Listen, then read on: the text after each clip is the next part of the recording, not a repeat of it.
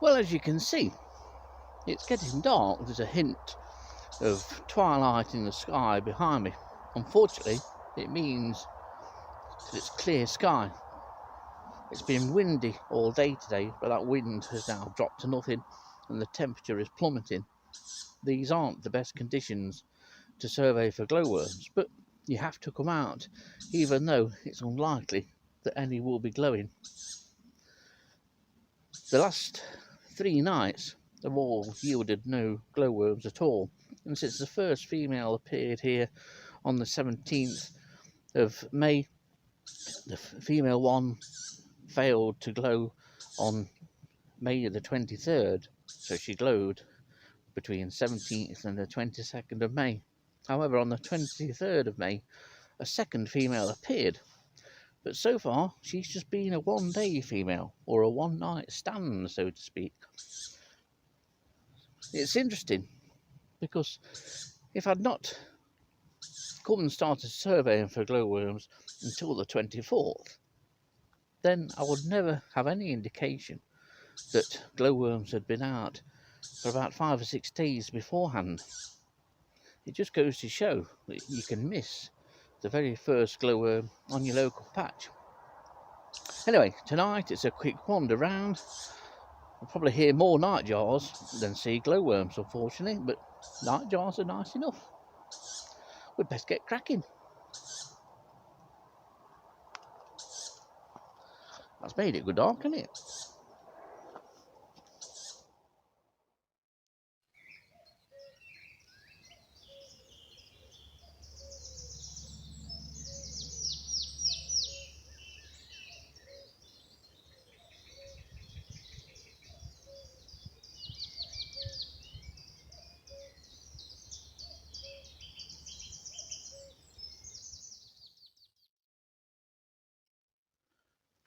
Well, I've just reached the end of the first section, which is section O. I'll drop a map in here and give a brief resume of the survey sections. So it's start off Peafield Lane through section O.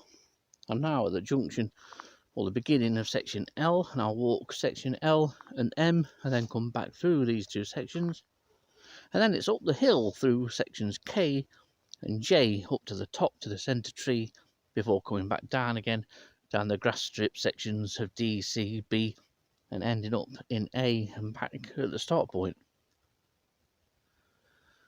It looks absolutely beautiful, doesn't it? But I'll tell you, there's a nip in the air. There's been one little bit of nightjar chirring. I would have expected some more.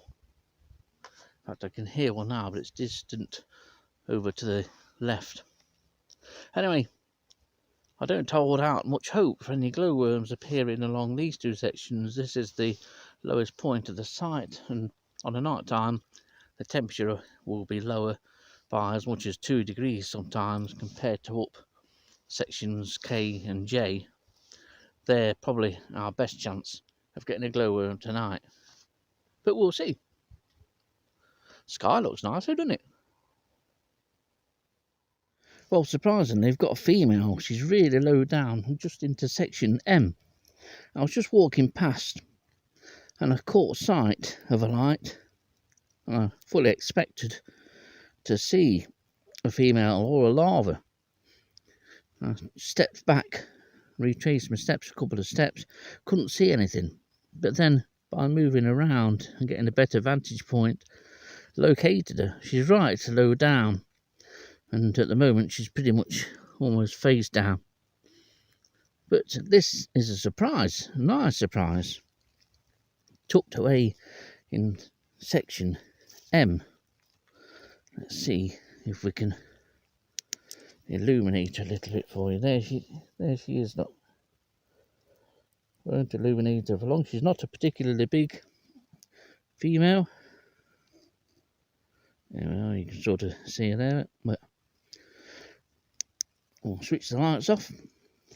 There we are. We have female 3 in section M. Well, we've just got the last little bit of section L to come back through, and then it's heading off up K and J. Hopefully we may get another glowworm up there. It is, or certainly will be, a degree or so warmer than along here.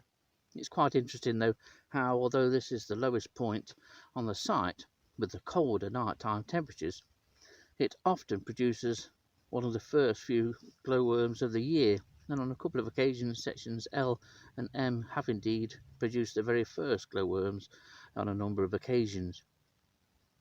But it's the key thing is that although it's low and the site in comparison to the rest of the site and the nighttime temperatures are lower, the daytime temperatures are often higher because this, being a lower part of the site, traps the warmth. The real thing that holds glowworm development up is shade, and we notice that with the top path that runs west of the centre tree. That was the heaviest shaded area and survey sections on site, always producing the last glowworms. When those sections became active, as we used to call it, on the appearance of the first glowworms in those sections, we knew that it was only a matter of a couple of weeks before the glowing season was over. But that's then, and today is now, so it's onwards and upwards, literally, up sections K and J to the centre tree.